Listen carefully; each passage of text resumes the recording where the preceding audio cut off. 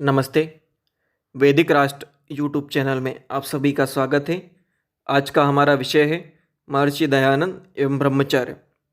वेद विषयक जानकारी के लिए तथा प्रेरक प्रसंगों के लिए लगातार हमारे साथ बने रहें। वैदिक राष्ट्र यूट्यूब चैनल को लाइक करें, शेयर करें, सब्सक्राइब करें। आइए विषय की ओर चलते हैं। महर्षि दयानंद एवं ब्रह्मचर्य। समय समय पर अनेक ऐसे लोकोत्तर महापुरुष हुए हैं जिन्होंने अपनी अद्भुत प्रतिभा एवं कर्मशीलता से संसार में मानवता की स्थापना की है और ब्रह्मचर्य को अपने जीवन में करने के साथ साथ लोकों में भी प्रचार करने का यत्न किया है। किंतु इस विषय में जितना उत्कर्ष महर्षि दयानंद जी महाराज को उपलब्ध हुआ, ऐसा अन्य महापुरुषों के जीवन में प्रायः नहीं दिखाई पड़ता।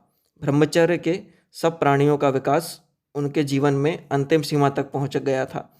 उनको हम ब्रह्मचर्य की साक्षात साकार प्रतिमा और आप्त पुरुष मान सकते हैं। ब्रह्मचर्य शब्द की संसार में जितनी भी व्याख्याएं विद्यमान हैं, उन सबके वे आदर्श उदाहरण स्वरूप हैं। उनके इस ब्रह्मचर्य के महान गुण को सभी विरोधी एवं प्राणघाती शत्रुओं तक ने मुक्त कंठ से स्वीकार किया है।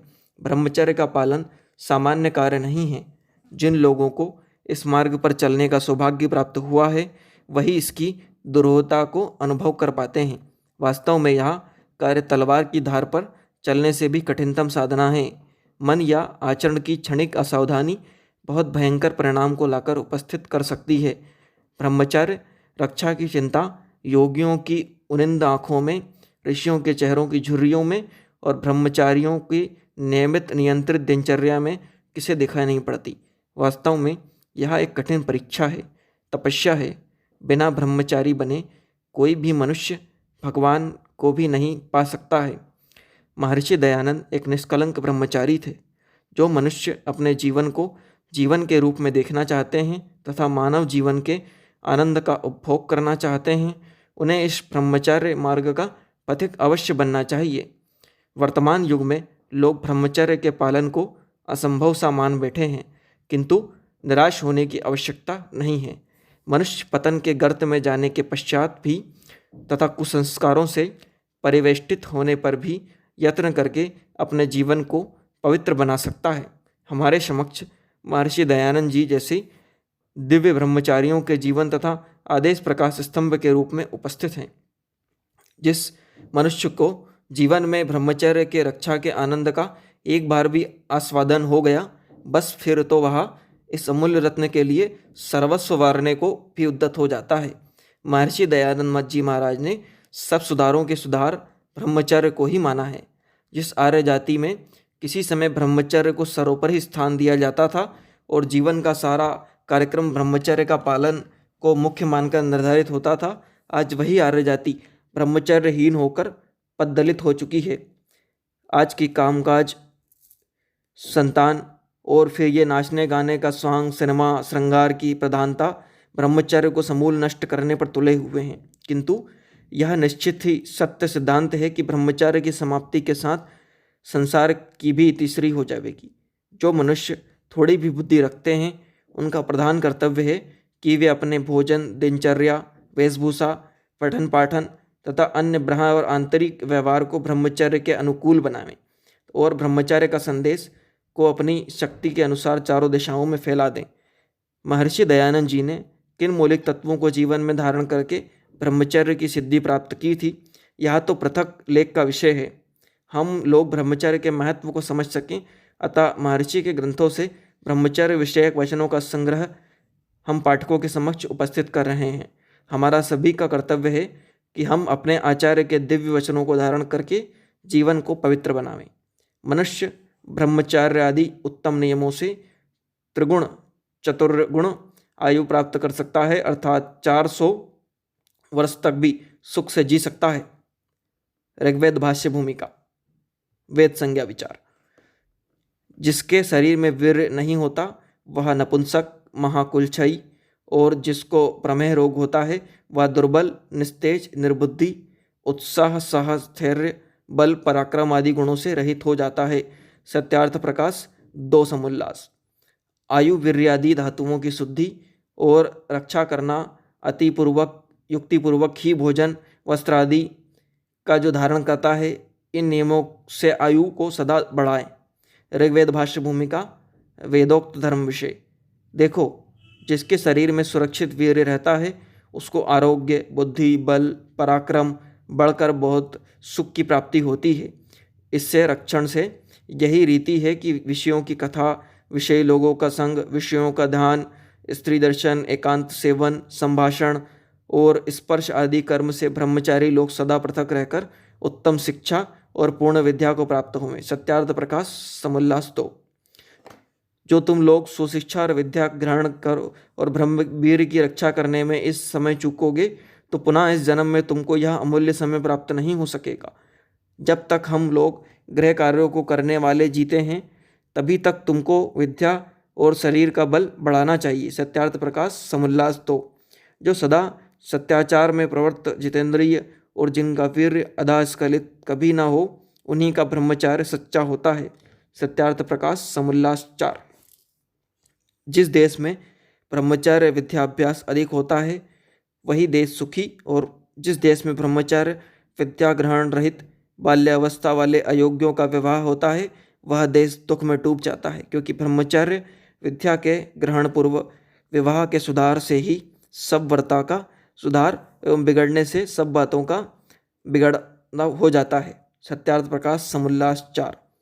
जिस देश में यथा योग्य ब्रह्मचर्य विद्या और वेदोक्त धर्म का प्रचार होता है वही देश सौभाग्यवान होता है। सत्यार्थ प्रकाश समुल्लास 3। ब्रह्मचर्य जो कि सब आश्रमों का मूल है, उसके ठीक ठीक सुधरने से सब आश्रम सुगम होते हैं और बिगड़ने से बिगड़ जाते हैं। ऋग्वेद भाष्य भूमिका वर्णाश्रम विषय। सर्वत्र एकाकी सोवें, वीर स्खलित कभी ना करें। जो कामना से वीर स्खलित कर दे तो जाने कि अपने ब्रह्मचर्य व्रत का नाश कर लिया है। सत्यार्थ प्रकाश समुल्लास 3।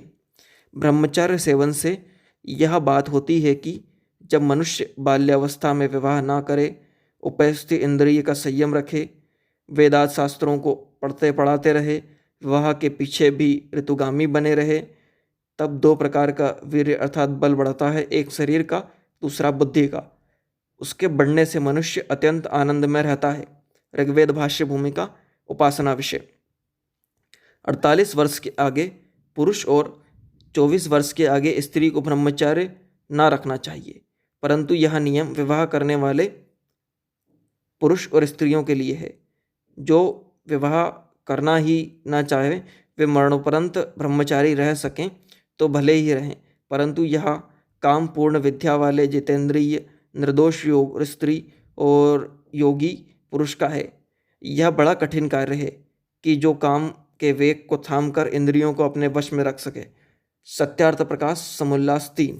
ब्रह्मचारी और ब्रह्मचारिणी मध्य, मांस, गंध, माला, रस, स्त्री और पुरुष का संग, सब खटाई, प्राणियों की हिंसा, अंगों का मर्दन, बिना निमित्त उपस्थित इंद्रिय का स्पर्श, आँखों में अंजन, जूतों और छत्र धारण, काम क्रोध, लोभ मोह, शोक ईर्ष्या आदि, द्वेष, नाच गाना, बाजा बजाना, धूत, जिस किसी की कथा, निंदा, मिथ्या भाषण, स्त्रियों का दर्शन, आश्रय, दूसरों की हानि आदि को कर्मों को छोड़ देवें। सत्यार्थ प्रकाश समुल्लास 3।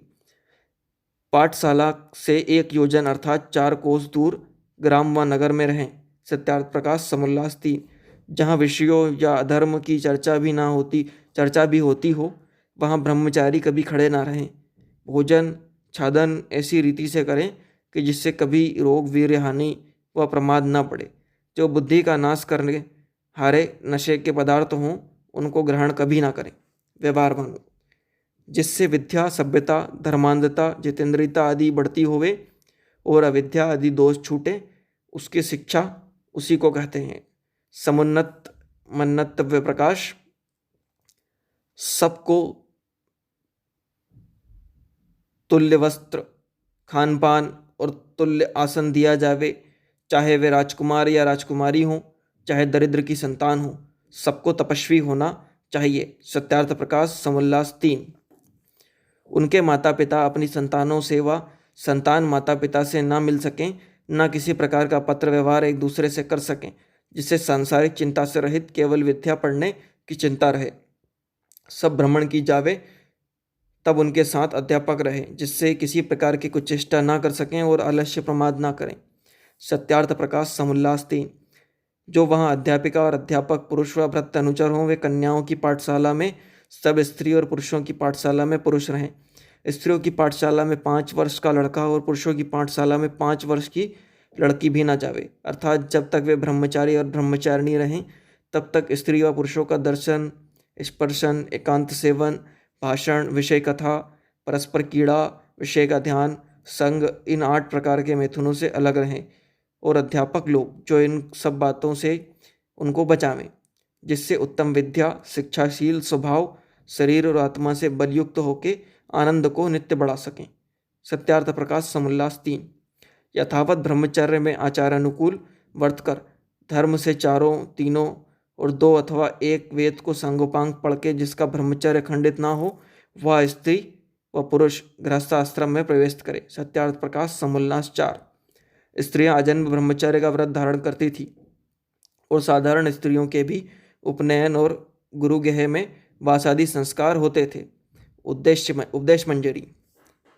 ब्रह्मचर्य पूर्ण करके गृहस्थ और गृहस्थ होके वानप्रस्थ तथा वानप्रस्थ होके सन्यासी होवे। संस्कार विधि संन्यास संस्कार। परंतु जो ब्रह्मचर्य से सन्यासी होकर जगत को सत्य शिक्षा कर जितनी उन्नति कर सकता है, उतनी गृहस्थ व वानप्रस्थ आश्रम करके संन्यास आश्रमी नहीं कर सकता। सत्यार्थ प्रकाश समुल्लास 5। जिस पुरुष ने विषय के दोष, वीर्य संरक्षण के गुण जाने हैं, वह विषयासक्त कभी नहीं होता। उनका वीर्य विचार अग्नि का ईंधनवत है, अर्थात उसी में व्याप्त हो जाता है। जैसे वैद्य और औषधियों की आवश्यकता रोगी के लिए होती है, वैसे ही निरोगी के लिए नहीं होती। इस प्रकार जिस पुरुष व स्त्री को विद्या, धर्म, वृद्धि तथा सब संसार का उपकार करना ही प्रयोजन हो, वह विवाह ना करे। सत्यार्थ प्रकाश समुल्लास 5। जो मनुष्य इस ब्रह्मचर्य को प्राप्त होकर लोप नहीं करते, वे सब प्रकार के रोगों से रहित होकर धर्म, अर्थ, काम और मोक्ष को प्राप्त होते हैं। सत्यार्थ प्रकाश समुल्लास 3। सब आश्रमों के मूल, सब उत्तम कर्मों के उत्तम कर्म तथा सब मुख्य कारण ब्रह्मचर्य को खंडित करके महादुख सागर में कभी नहीं डुबोना। संस्कार विधि वेदारंभ संस्कार। यदि कोई सर्वोत्तम धर्म से गिरना चाहे, उसको ब्रह्मचारी उत्तर देवे कि अरे छोकरे मुझसे दूर रहो, तुम्हारे दुर्गंध रूप भ्रष्ट वचनों से मैं दूर रहता हूँ। मैं इस उत्तम ब्रह्मचर्य का लोप कभी ना करूँगा। संस्कार विधि वेदारंभ संस्कार। इस प्रकार महर्षि दयानंद जी महाराज ने अपने ग्रंथों और प्रवचनों में ब्रह्मचर्य को जीवन का मूल आधार बताया है। इसका पालन करने से आप अपने जीवन में न सिर्फ उन्नति को प्राप्त करेंगे, बल्कि अपने आप को और भी ऊंची स्थिति में ले जा सकेंगे।